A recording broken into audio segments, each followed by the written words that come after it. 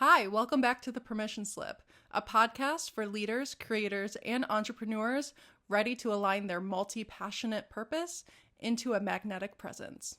These episodes are recorded live in my free Facebook community, The 10th House.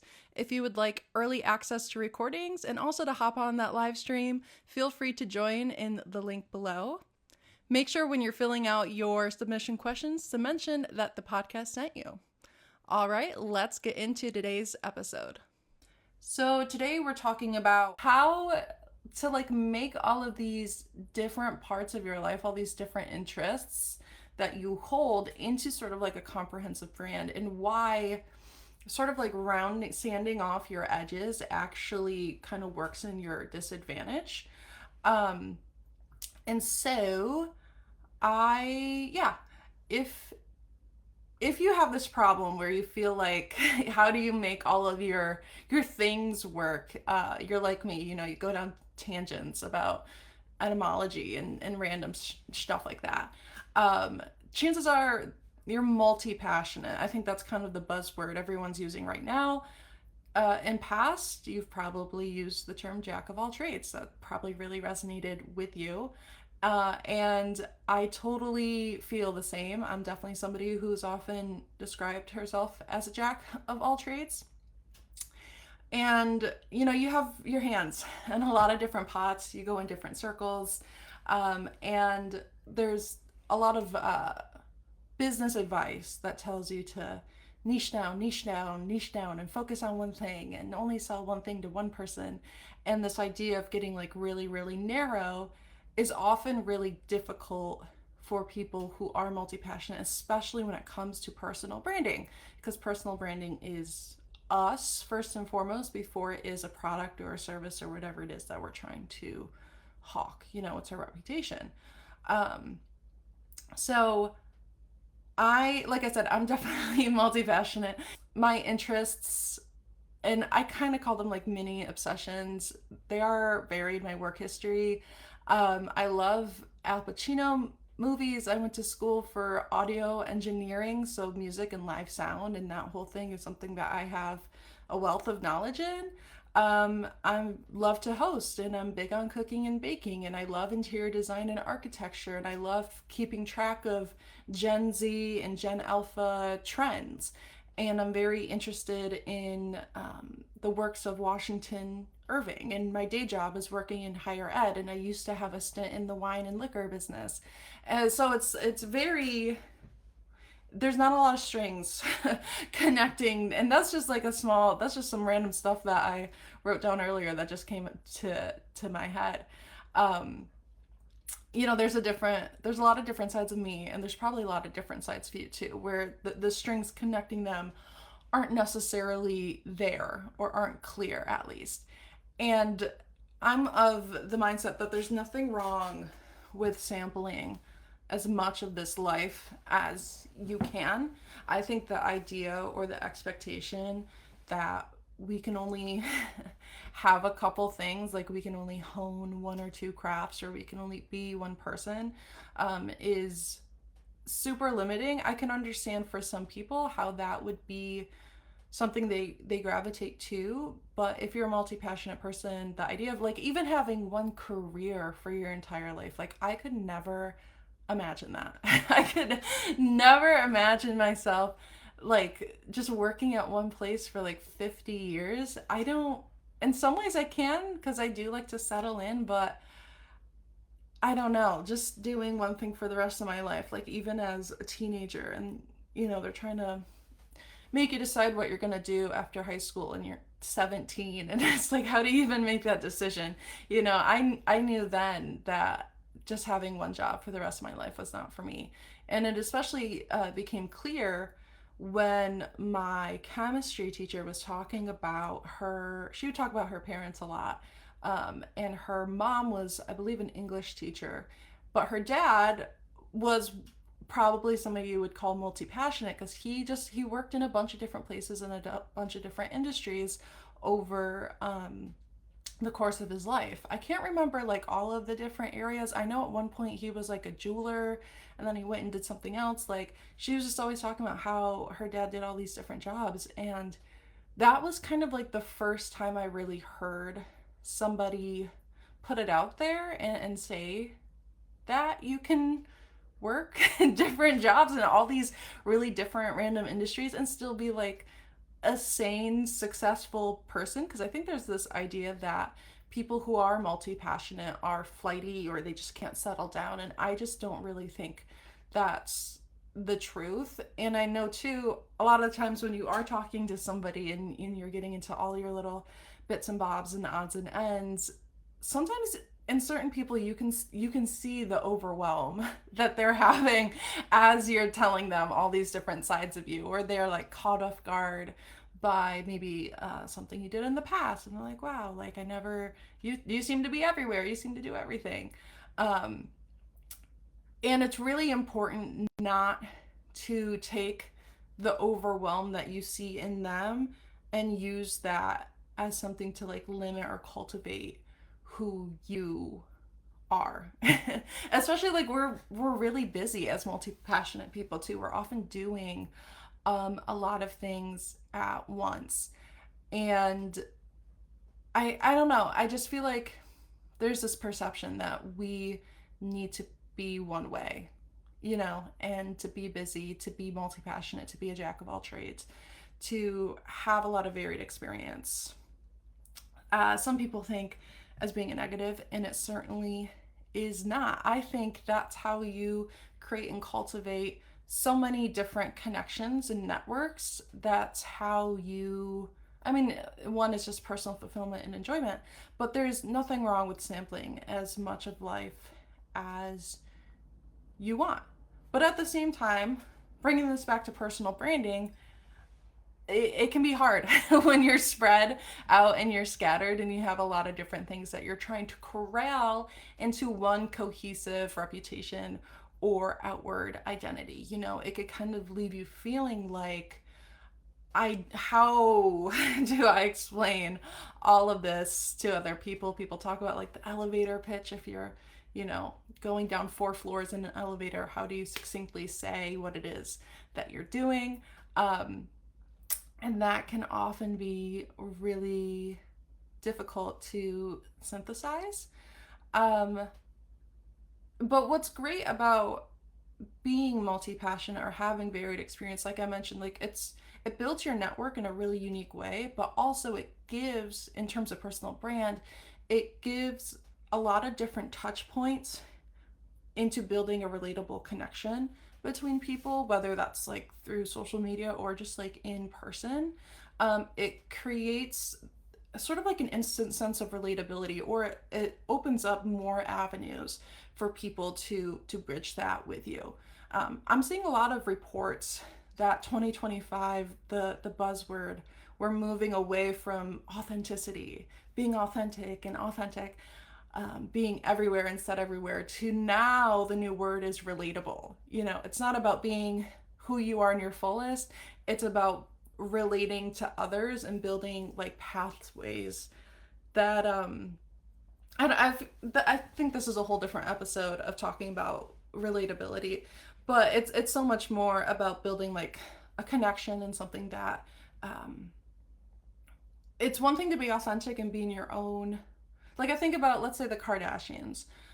Them authentically is super wealthy, right? Like in terms of how they express everything, but that's not relatable, right? So the relatability is more of, I don't know, it creates connection points. And so being multi passionate, you create more relatable connection points. Another buzzword too that I think we're going to see a lot that kind of relates to this is earnestness, earnestly.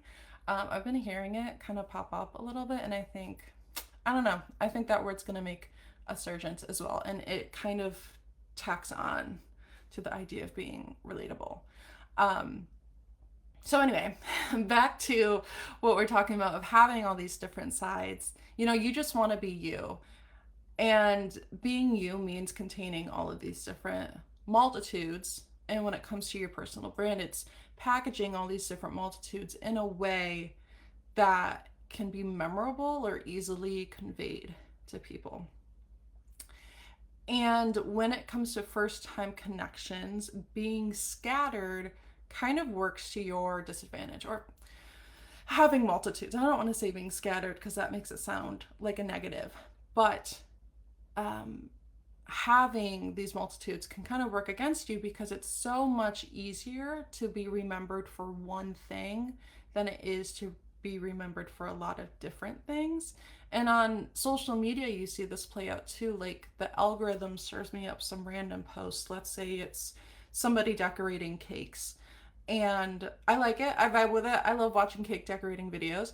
And I click on their profile, and then the rest of their content is actually about the books that they're reading and weight loss, their weight loss journey. And so if I was really connecting to them through that cake decorating video, and then I go to their page and I see like that's not really at all what their overall brand or social media is about, it does leave me a little bit confused. It leaves me a little bit like, those three things aren't really connected, books, cake decorating, and a weight loss journey. There's not a lot of overlap there. So, as somebody new coming in and just really quick at a glance seeing what you're about, there's not anything concise to really cling on. Um, and also, again, like I said, it's a question mark of how do these things actually relate to each other. Um, and there's ways to create overlap in terms of, let's say, that cake was actually themed on a book that they like, then that kind of relates those two things, but doesn't really relate all the three. Um, but that's why my approach to brand building, even with just businesses, not even personal brands, my approach just branding in general is always less about what it is you're doing and more about the values that you're creating or that you stand on, either as a business or as a brand. Because our values are kind of like our internal compass that naturally navigates us through life and through these different experiences and through these different multitudes. And so when you can instead hone in on a couple key central values and use that as a way to bridge and connect your content or connect your personal brand, and let people cling on to that aspect of you, that creates a consistency that's not dependent on being known for doing something specific. And there's nothing wrong with being known for a what, but when you kind of put everything into, I do XYZ thing, I do cake decorating and book reviews, what happens when you want to change that? What happens when you don't end up doing that anymore? Because as multi passionate people, there are things in our past that maybe we were really into a couple of years ago, but it's just not part of our current journey today. But yeah, people might still cling on to those things. For me, it's like makeup and beauty. In like 2015, 2016, I was super in to the makeup beauty YouTube world. I was doing makeup for family events and weddings. I was that's what I was being known for in my more immediate circles. But that is not really of interest to me today. But yet some people still remember that old part of me. So if I built an entire brand off of doing makeup, once I started to feel that disconnect or I started to move away from it, I would then have to reinvent or pivot my way into something new. And I've even really kind of done that with this business, of going through a couple different things and highlighting a couple different focuses, to try to create some sense of branding and clarity. But what I'm starting to realize now is if I'm making my core value, which I talked about in my last episode, for me, authentic agency is my core value. And that's the idea that we should have the permission, or we should be able to be ourselves in all scenarios and not necessarily try to squeeze into other molds, and that it's totally okay to walk your own path and move your own direction. Um, that being my central value is why I'm drawn to branding, is why I'm drawn to graphic design and doing logos, because that's an extension of the energy that you naturally encompass. That's why I was always drawn to astrology and tarot, because to me, those are the tools to help you reconnect with your inner resonance. And when I start to anchor all of these different parts of me, and sometimes it's not always obvious how your core value, or you might have like two or three, how they connect these different parts of your life. Sometimes you might have to like zoom out a little bit. But I can guarantee if you start writing things down and you start kind of figuring out, why do you do X, Y, Z thing? Why does this matter to you? What got you involved with this organization? What did you take away and enjoy from this experience? You're going to find a, a value that probably connects to quite a few of those. Not everything is going to be value driven. Like I mentioned, I love Al Pacino movies. That really doesn't have much to do with authentic agency, but in a way it does when you, like, I'm reading his memoir right now. When you actually get to know like the person behind it, I can tell authentic agency is something that has kind of driven him through his career as well. But that's like that. Like I said, that one's a little bit more of a stretch. It's not as obvious. And also, I think it's okay to have things on the fringe. In my last video, I talked about city building, which is what this is about. Is one way for me to like conceptualize all the multitudes of what I am and all my experiences is to imagine if they like manifested as a city, and there would be these different neighborhoods that would pop up, that would be these interests, or that would be these past experiences. Like one neighborhood for me would be my career in education, because I used to work at a high school, now I work at a college, so that's like part of it. My career in the arts sector, there's an overlap, because when I am working in education, it's through the arts sector, and then the arts sector also connects to my audio background, and you start to see the bleed of these cities into, or these neighborhoods into one another. And then like my Al Pacino interest also kind of is like an offshoot, but the ones that feel a little bit too distant, I kind of think of those as bridges. Like we have to build a bridge to connect those ideas. They're not so interconnected into the city itself. And the bridges should publicly only be established once you have a really strong city, cohesive city working together. Then you can start to go out to these bridge sections that feel a little bit like a stone's throw away. Like for example, one of the things that when I think about my personal brand and I think about the reputation that I'm trying to cultivate, of course, talking about brand is at the heart of that.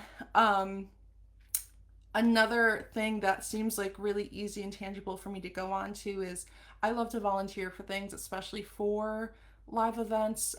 There's the CNY Women's Summit happening in March, and I'm on the volunteer committee for that yet again. I was on the volunteer committee for CNY Pagan Pride Day for 2 years. Now I'm on the volunteer committee for Church of the Greenwood, which sponsors that event. So volunteer service within my interests and bringing my skills through there is like another part of my personal brand that's easily connected in my main city. But something for me that feels a little bit like a bridge is my love for hosting and tablescapes and creating menus, and sort of like my Martha Stewart era or like side of me. That is not so, it doesn't connect so easily to all of these different parts. And so for me, that's a bridge. So once I start getting really solid on building this main city and having that actually be part of my outward known reputation. And for me, how do I do that? I do that through blogging. I do that through this group and these lives that I create and these episodes. And I do that by actually putting it into practice and actually volunteering in these ways and volunteering my branding and marketing expertise through these volunteer organizations and situations, and also bringing in a little bit of that performing arts background that I have um, to into the volunteer sector too.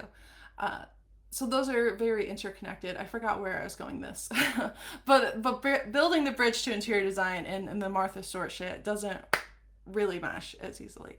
And so, oh, and I'm doing this by volunteering and by blogging and doing this group. That's how I'm creating a more solid personal brand in the main city.